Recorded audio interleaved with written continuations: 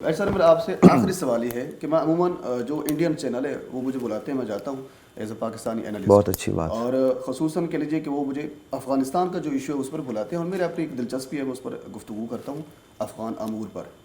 پاکستان کی میرے خیال میں تقریباً کوئی 95% جو کمیونٹی ہے وہ اس چیز کو سمجھتی نہیں ہے. دو لفظ استعمال ہوتے ہیں، ٹیلی ویژن پر خبر آتی ہے کہ تحریک طالبان پاکستان نے حملے کی ذمہ داری قبول کر لی، فلاں فلاں ہو گیا.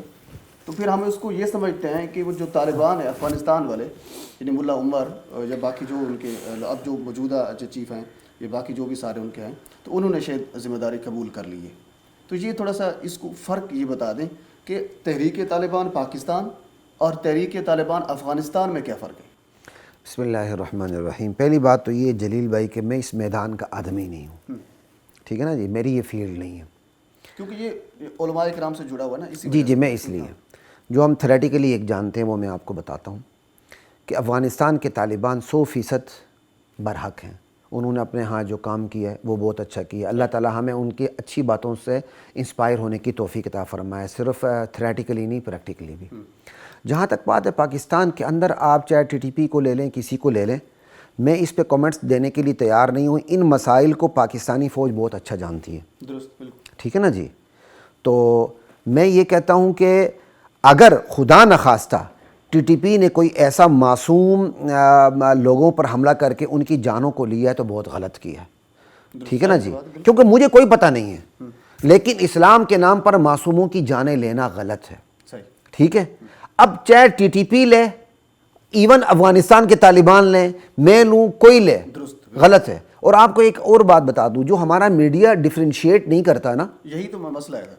تو میڈیا کے اندر آپ کے ایران نواز بیٹھے ہوئے ہیں، یہ بات یاد رکھیں. میڈیا پہ آپ بھی جاتے ہیں، میں بھی جاتا ہوں.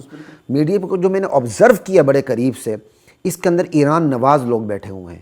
یہ ہمیشہ پروپیگنڈے سے زیادہ کام لیتے ہیں، پروپیگنڈا ان کے اندر بہت زیادہ ہے. تو یہ اور عوام بھی اپنے دو پیٹ کے، اس کو دو روٹی کے لالے پڑے ہوئے ہیں اسپیشل آج کے دنوں میں، تو وہ بھی ڈفرینشیٹ کرنے کے لیے تیار نہیں ہوتی. وہ ہر ایک کوئی طالبان کہہ دیتی، یار یہ غلط ہے، ایسا نہ کہیں، ٹھیک ہے نا جی.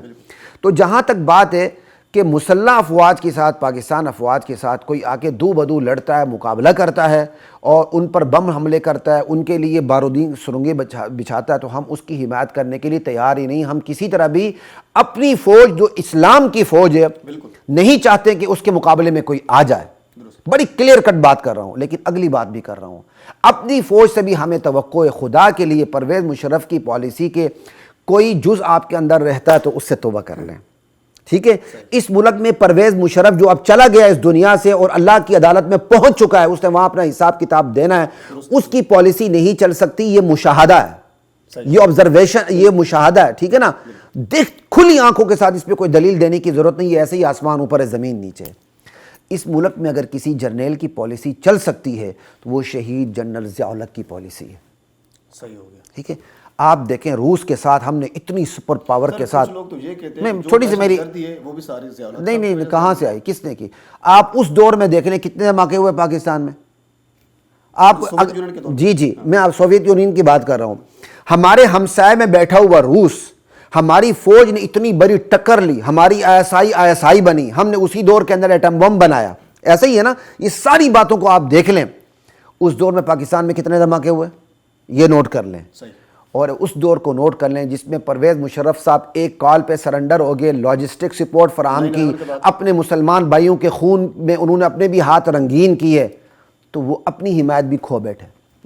جی ہمیں شرم آئی کہ ہمارے اپنے فوجی بھائی سویلین وردی کے اندر جائیں بچنے کے لیے حملوں سے، ٹھیک ہے.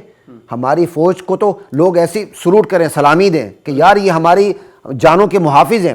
لیکن پرویز مشرف نے فوج کی عزت میں، پرویز مشرف فوج کی عزت وقار میں کمی کا باعث بنے تھے، اور جنرل ضیاء الحق فوج کی عظمت کی اٹھان کا باعث بنے تھے. آپ نے پالیسی کو اپنانا بھی ہے. تو آپ اس میدان کے شاہ سوار ہیں، ہم نہیں ہیں. ہم باہر بیٹھ کے تھوڑی سی باتیں کر سکتے ہیں. ہم یہی کہیں گے خدا کے لیے اپنی پالیسیوں میں جنرل ضیاء الحق کو زیادہ رکھیں. پرویز مشرف آؤٹ ہو گیا دنیا سے تو اس کی پالیسیوں اس کو بھی آؤٹ ہی رہنا چاہیے. ہم اتنی ان سے گزارش کریں گے، اور ان کے بارے میں یہی کہیں گے کہ جو ہمارے لشکر سے اور اسلامی لشکر سے لڑتا ہے، دو بدو جنگ کرتا ہے، اور اگر وہ معصوم بچوں کی جان لیتا ہے، مجھے کوئی پتہ نہیں ان چیزوں کا، چاہے میں لوں آپ لوں، وہ غلط کرتا ہے، اس کو ہم دلیل ثابت کرنے کے جوگے ہی نہیں، نہ ہم کر سکتے ہیں۔ اس سلسلے میں ہمارے جتنے بڑے بڑے علماء اس حوالے سے موجود ہیں، حضرت مولانا تقی عثمانی صاحب ہو گئے، شیخ الاسلام مولانا فضل الرحمان صاحب ہو گئے، دیگر ہمارے بڑے ہیں، وہ اس معاملے کو زیادہ بہتر سمجھتے ہیں، ہم تو اس سلسلے کے طالب علم بھی نہیں ہیں۔ ٹھیک ہے مولانا صاحب، کافی وقت ہو چکا ہے۔ ناظرین، مفتی ڈاکٹر خلیق الرحمان صاحب ہمارے ساتھ موجود تھے۔ ڈاکٹر صاحب آپ کا بہت شکریہ، آپ نے کافی طویل وقت ہمیں دیا۔ اور ناظرین، جو بھی سوالات میرے ذہن میں تھے یا جو سوالات میرے دوست احباب نے مجھے دیے تھے، میں مفتی صاحب کے سامنے وہ رکھ چکا ہوں، اور مفتی صاحب اس پر ایک مدلل گفتگو کر چکے ہیں، اور بڑے زبردست طریقے سے ان تمام سوالاتوں کے تمام جوابات جو ہے بڑے زبردست طریقے سے دیے ہیں۔ تو فی الحال اتنا ہی، انشاءاللہ آپ سے نیکسٹ ویڈیو میں آپ سے ملاقات ہوگی۔ اللہ حافظ۔ وَلَقَدْ أَنزَلْنَا